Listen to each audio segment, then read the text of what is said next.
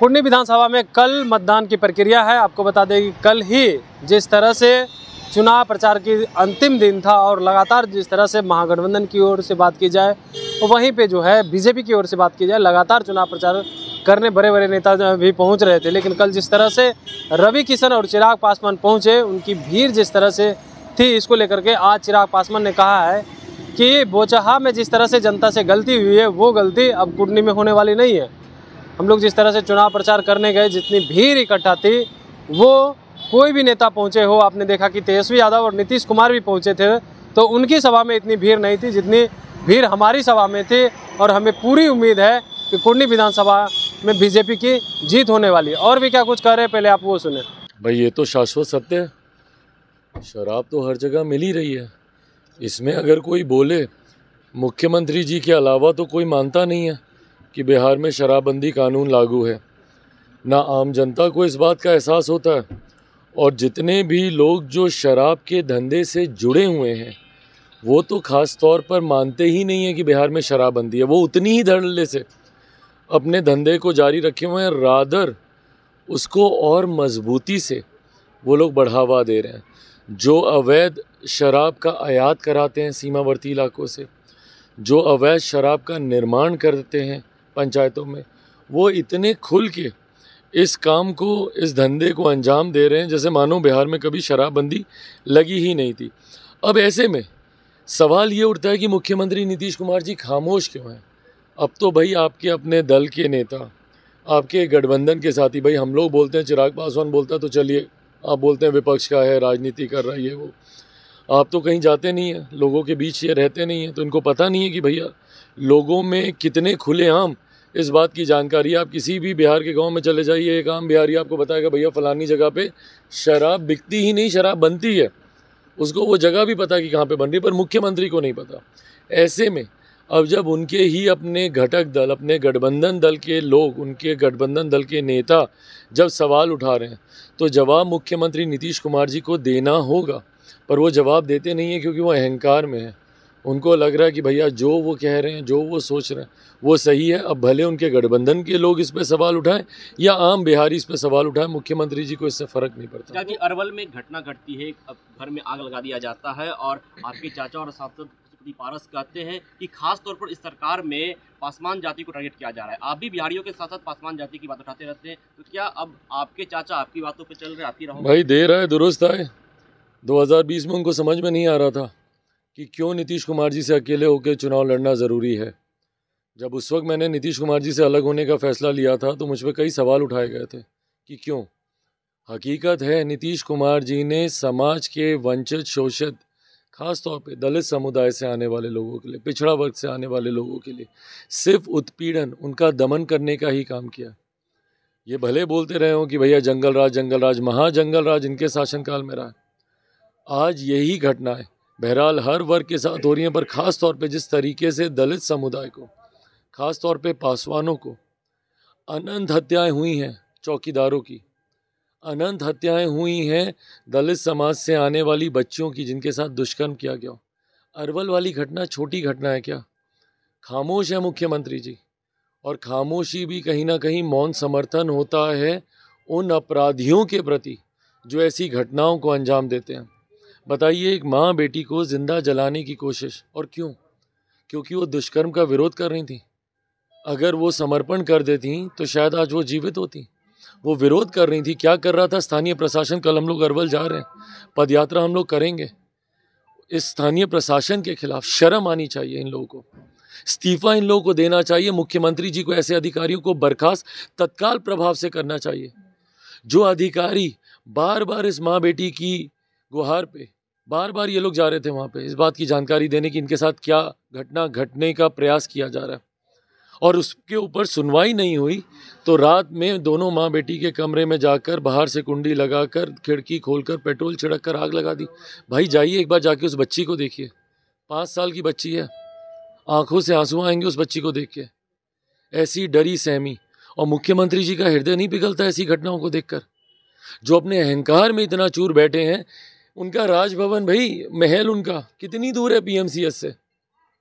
कितनी दूर है? 10 मिनट का रास्ता नहीं है। निकलते अपने राजमहल से, जाते एक बार पीएमसीएच, जाके उस बच्ची को देखते, इनको समझ में आता कि बिहार किन कठिनाइयों से गुजर रहा है। और ऐसे में जब चिराग पासवान आवाज़ उठाता है तो कहते हैं कि भैया ये लोग तो बोलते रहते, क्यों नहीं बोले भाई। पासी समाज के लोग आज जब सड़क पर उतरते हैं, उनका खानदानी पेशा रहा है भाई, पीढ़ी दर पीढ़ी, उनके बाप दादाओं ने किया, वो लोग करना चाहते हैं, क्यों आप उनको करने से रोक रहे हैं। एक प्राकृतिक चीज़ है भैया, अगर आपको लड़ाई लड़नी है तो जाके फिर लड़िए भगवान से कि आपने क्यों भैया ताड़ी को बनाया। भाई जो प्राकृतिक चीज़ जो बन रही है उसको उतार के, उसको बेच के अगर कोई अपना जीवन व्यापन करना चाहता है, 2 वक्त की रोजी रोटी कमाना चाहता है, तो उसमें क्या कोई गलत सोच रहा है भैया। पर उस पर भी आप रोक लगाएंगे।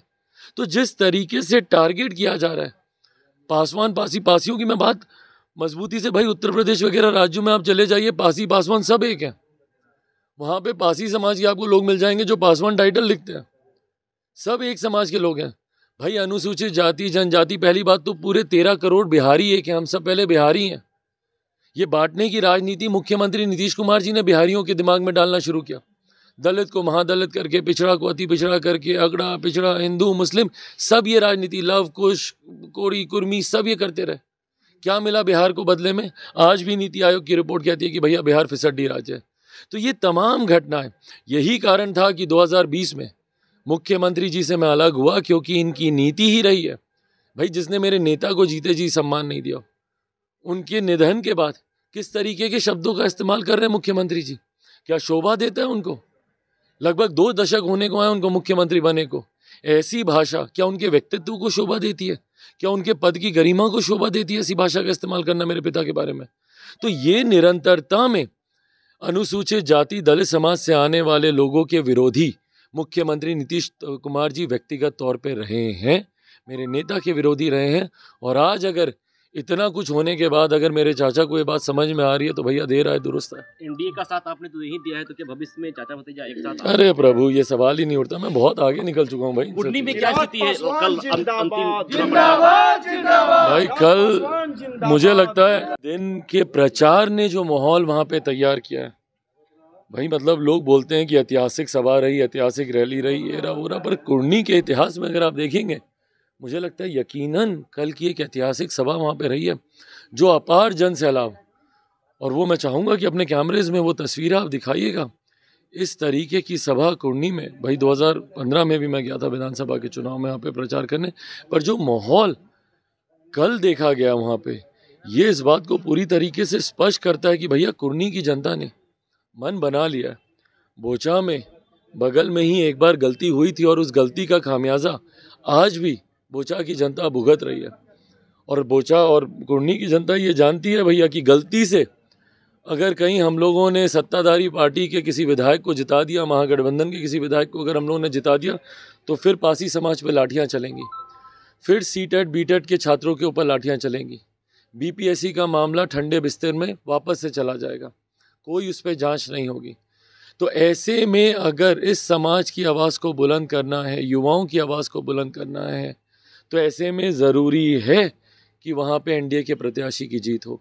और कल की सभा ने दिखा दिया, और परसों की भी सभा ने, दोनों सभाओं के दृश्य आपके सामने भैया। एक मुख्यमंत्री की सभा थी जिसमें वो मुख्यमंत्री जी भी मौजूद थे, किस तरीके से वहाँ पे हंगामा हुआ, कुर्सियाँ भी चली, और एक कल की सभा है। तो मुझे लगता है दोनों तस्वीरें परिणामों को बताने के लिए काफ़ी हैं। आईडी भी कल आपका हैक हो गया, फेसबुक आईडी? हाँ भाई, मेरे आईडीज़ काफ़ी दिन से हैक हो रहे हैं अलग अलग। ट्विटर का भी मेरा आईडी कुछ दिन पहले हैक हुआ था, फेसबुक का कल आईडी हैक हो रखा है। आई हैव नो आइडिया भाई, अब कौन कर रहा है नहीं कर रहा है, किसको मेरे आईडी से क्या लाभ मिलने वाला है। कार्रवाई करेंगे आगे? भाई मैंने कार्रवाई के लिए तो मैंने दे रखा है, फेसबुक हेडक्वार्टर्स में ही मैंने बात कर रखी है। 24 घंटे का उन्होंने समय मांगा, संभवतः आज शाम तक होना चाहिए। ट्विटर भी मेरा हैक हुआ था, इंस्टाग्राम मेरा हैक हुआ था अभी 3-4 दिन पहले। बना दिया गया, जर्नलिस्ट मुझे बना दिया गया, आपकी श्रेणी में मैं आ गया हूँ, अच्छी बात है भैया। तो आपने साफ तौर पे सुना, उनका कहना है कि कुर्नी विधानसभा में बीजेपी की भारी मतों से जीत होगी। वहीं पे जब उनसे बात की गई कि जिस तरह से उनके आईडी को लेकर के, फेसबुक आईडी हो, इंस्टाग्राम आईडी हो, दोनों आईडी हैक हो चुकी है, तो इसको लेकर के उन्होंने साफ तौर पे कहा है कि हम जो है इसका कंप्लेन भी दर्ज करवाए हैं। और जिस तरह से आप देखे थे कि किस तरह से वो बोल रहे थे कि आईडी हैक होने के बाद उनके आईडी पे जो है जर्नलिस्ट लिखा गया, तो हंसते हंसते ये बोलते गए कि अब हम जो है आप लोगों की ही श्रेणी में आ गए। तो फिलहाल इस खबर में इतना ही। कमलेश कुमार, देशवा न्यूज, पटना। सिर्फ खबर दिखाना देशवा न्यूज का मकसद नहीं, देशवा न्यूज की कोशिश है कि समाज की सूरत बदलनी चाहिए। देशवा न्यूज पर वीडियो देखने के लिए लाइक करें, सब्सक्राइब करें, साथ ही बेल आइकन दबाना न भूलें।